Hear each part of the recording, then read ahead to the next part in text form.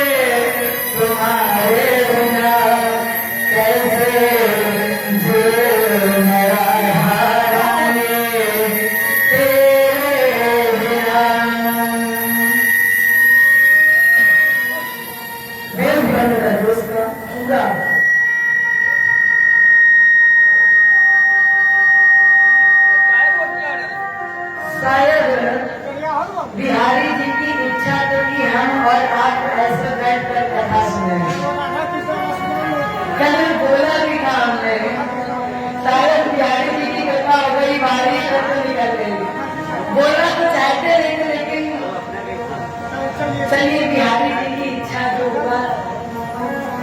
आइए प्रश्न पर चर्चा करें। कल हम सभी ने बड़े ही धूमधाम से रुक्मणी मंगल की चर्चा सुनी। रुक्मणी जी का हाथ पकड़ के भगवान इस तरह निर्विघ्न होकर चल पड़े जैसे भेड़ के झुंड में सिंह घुस जाए और जो भेड़ उसे अच्छी लगे वो मुंह में दबा दे। क्यों? क्योंकि उसे तो किसी बात का डर नहीं है। उसी तरह निर्विघ्न होकर हमारे बिहारी जी चल पड़े। शकिया भागी दरबार में पहुंची रुक्मिणी के पास। सखी ने कहा रुक्मिणी अनर्थ हो गया। क्या हुआ? वो जो द्वारकाधीश कृष्ण है उसने रुक्मिणी जी का हरण कर लिया। अब जैसे ही रुक्मिणी को पता चला तो रुक्मिणी ने हाथ उठाकर के प्रतिज्ञा कर ली कि जब तक हम द्वारकाधीश कृष्ण को हरा नहीं देंगे, पराजित नहीं कर देंगे, तब तक हम लौट करके कुंदनपुर में अपना मुख नहीं दिखाएंगे। अब इधर शिशुपाल को जाकर के बताया। अब राजा की बारात में सही राजा ही होते हैं ज्यादातर। तो अब शिशुपाल दंडवत जरासंध सबने रुक्मिणी के सेनापति ने भगवान पर आक्रमण कर दिया। ऐसे घेर लिया भगवान को जैसे चंद्रमा बादल को घेर लेता है। लेकिन हमारे ठाकुर जी ने क्या किया? एक एक को पराजित किया और एक एक को पराजित करने के बाद भगवान ने रुक्मिणी को रथ के पीछे बांध लिया। क्यों? भगवान ने सोचा ये प्रतिज्ञा करके आया है कि जब तक ये मुझे हरा नहीं देगा तब तक ये लौटकर कुंदनपुर नहीं जाएगा, और ये ना तो मुझे हरा पाएगा, पराजित नहीं कर पाएगा। इसलिए इसके पास केवल एक ही रास्ता बचेगा, वो रास्ता है आत्महत्या का। और अगर कहीं ये मर गया तो फिर एक साल कम हो जाएगा। इसलिए भगवान ने रुक्मिणी को रथ के पीछे बांध लिया। इधर भगवान मेरे द्वारका में आए। आप लोगों को आना समझ में आ रही है? पीछे आ गए बाबा। तो भगवान भैया इधर द्वारका में आए। दौड़ा ने देखा सभी मौजूद हैं लेकिन कन्हैया नहीं थे। भगवान भैया ने कहा जाओ कन्हैया को बुला कर लाओ। किसी को पता नहीं था कि कहां गए हैं। दौड़ा ने कहा दारू को बुलाओ। दारू भी कन्हैया के साथ गए हुए थे। तब तक पीछे से एक व्यक्ति आया। उसने कहा महाराज जी कन्हैया चले गए हैं दारू के साथ। दौड़ा ने पूछा कहां गए? विवाह करने गए। दौड़ा ने कहा देखो भगवान कृष्ण का विवाह, कन्हैया का विवाह बगैर लड़ाई झगड़े के तो हो ही नहीं सकता है। और जब बगैर लड़ाई झगड़े के नहीं हो सकता तो फिर मेरा लगता है तो हमें जाना है। लोगों ने कहा विवाह का होना होगा तो अभी तक हो गया होगा, क्या करोगे जाकर? दौड़ा ने कहा नहीं, मेरा रथ तैयार करो, मैं भी जाऊंगा। तो अब बलराम जी का रथ तैयार हुआ। बलराम भैया कुंदनपुर से द्वारका से कुंदनपुर की तरफ और कन्हैया उधर से आ रहे थे। कन्हैया ने देखा कि दौड़ा आ रहे हैं, बड़े गुस्सैल हैं, बड़े जिद्दी है, इन्हें कहीं गुस्सा ना आ जाए तो कन्हैया वहीं पर रथ से उतर गए। प्रणाम किया दौड़ा, ये कृष्ण आपका प्रणाम करता है। अब दौड़ा ने इन्हें आशीर्वाद दिया नहीं दिया ये नहीं देख रहे हैं।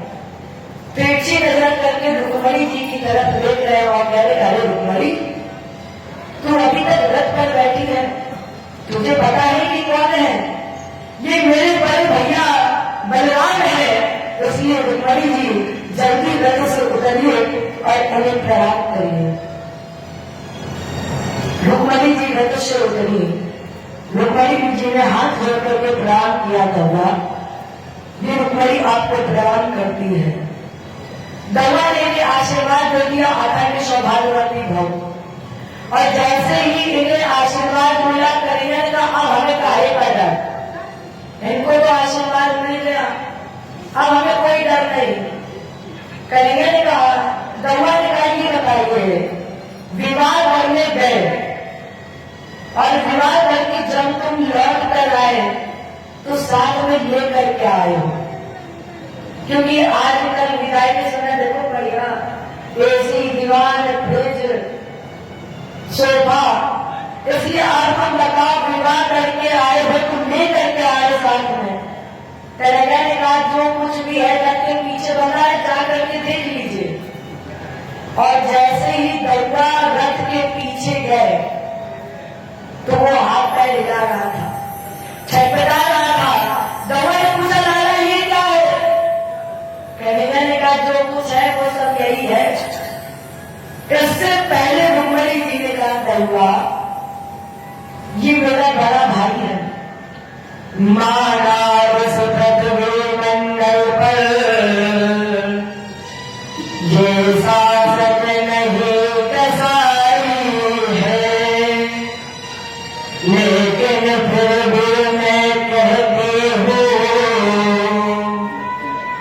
आखिर वो मेरा भाई है।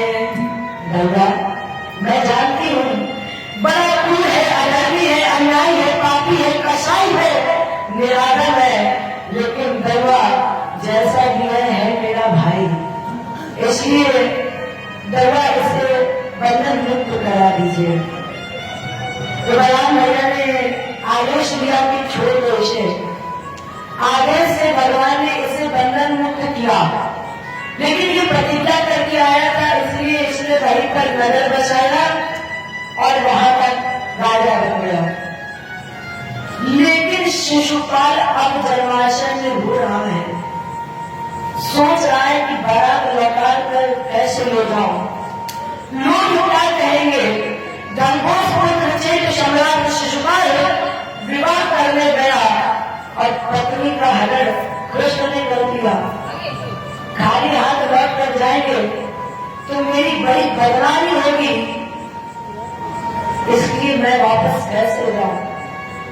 शिशुपाल के कुछ मित्र बोले महाराज जी मेरे पास एक उपाय है, आप वो उपाय करिए किसी को पता नहीं चलेगा।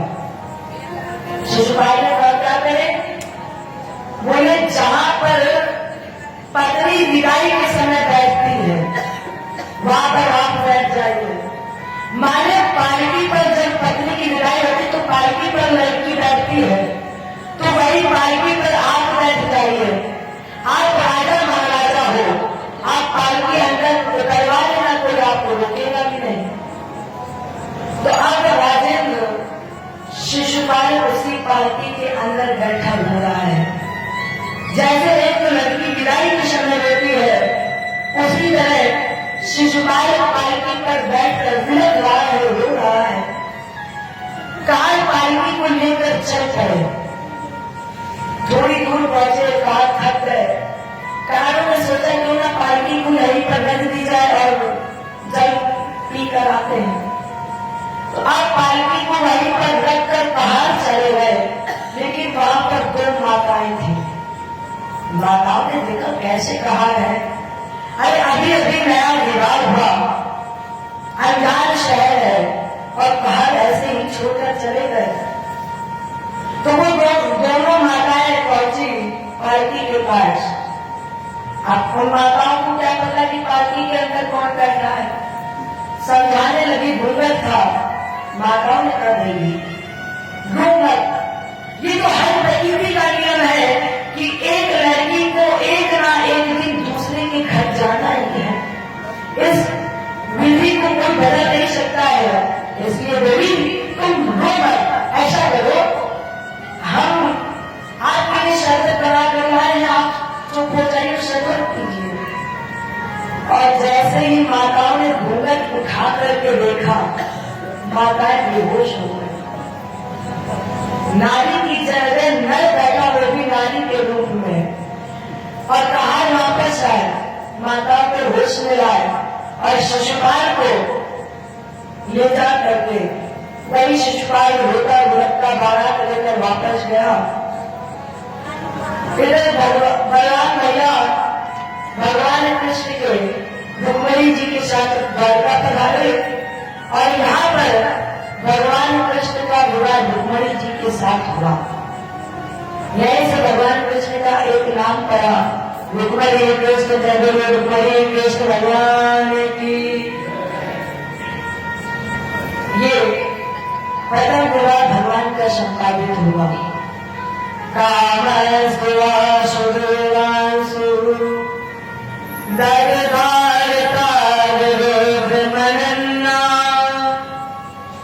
समय आने पर इनके काल पुत्र रूप में जन्मे।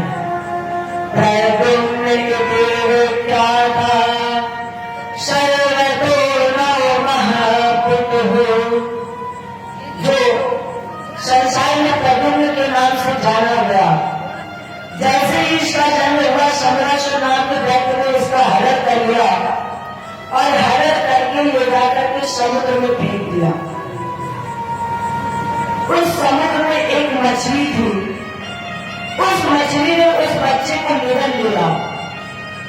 अब एक मछुआरा आया मछली के लिए, लेकिन जब उस मछुआरे ने मछली के लिए समुद्र में जाल फेंका तो वो वही मछली उस जाल में फंस गई जिस मछली ने उस बच्चे को निगला। जब उस मछुआरे ने मछली को काटा तो वो बालक मरा नहीं, जीवित निकला। क्यों? क्योंकि कालभैरव तो स्वयं भगवान है और कालभैरव को जगाने की क्षमता केवल शिव जी के अंदर है। वो भी कब? जब भगवत कृपा। तो ये तो स्वयं भगवत स्वरूप है, इसलिए ये मरे नहीं। अब उस मछुआरे ने मछली को काटा, बालक जीवित निकला तो बड़ा आश्चर्य हुआ। मछली के ही बालक गर्भ से निकला तो उसने उस बालक को ले जाकर के सम्रासुर को ले दिया। सम्रासुर के यहाँ एक महिला माया देवी नाम की दासी का कार्य कर रही थी। सम्रासुर ने कहा, देवी तुम इस बच्चे का भरण पोषण करो।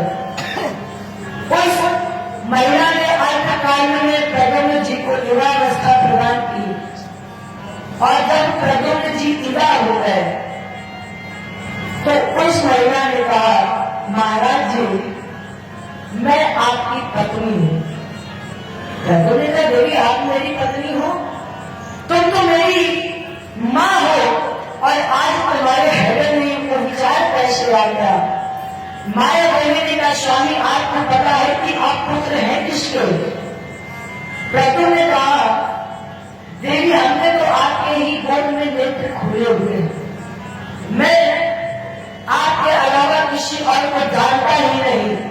मैं आपको ही अपना सब कुछ मानता हूं। माया देवी ने कहा, भगवान नारायण सुत, आप यहाँ किसी के पुत्र नहीं हैं, आप केवल जन्मे हैं।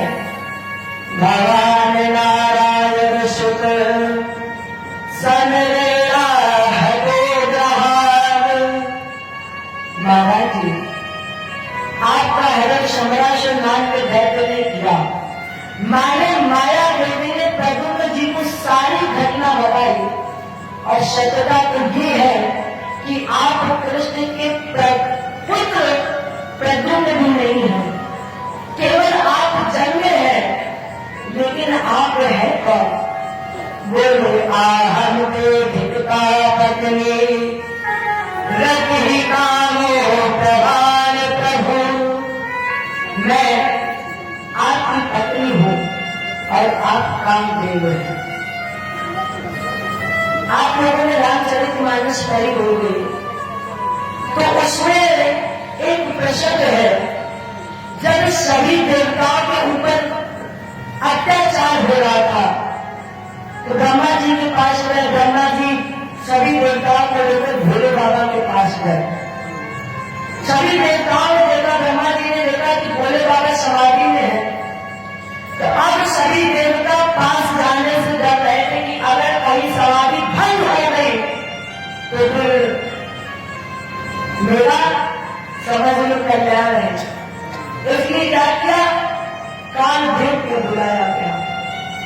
कालदेव जानता है कि मेरी मृत्यु तय है, निश्चित है, फिर भी कालदेव गए एक वृक्ष के पीछे और बालों से तीर से जैसे ही भोले बाबा एकदम से जैसे ही तीर लगा तो भोले बाबा का तीसरा नेत्र खुला। बाएं देखा दाएं देखा, नहीं दिखे। जैसे ही सामने दृष्टि पड़ी, कालदेव था, कालदेव जल करके भस्म हो गया। कालदेव की पत्नी रति जी भोले बाबा के पास आए। भोले बाबा से कहा, स्वामी प्रभु, मेरे पति तो आपको जगाने के लिए ही आए थे। आपने तो राम जी को वचन दिया था, राम जी को वचन दिया था कि मैं विवाह करूंगा, लेकिन वचन देने के बाद ही भोले बाबा समाधि में। इसलिए मेरे स्वामी को आपको उस समाधि से जगाने आए थे, आपके वचन को याद दिलाने आए थे। आपने मेरे, अब ये बताइए कि मुझे मेरे स्वामी कैसे मिलेंगे? तब से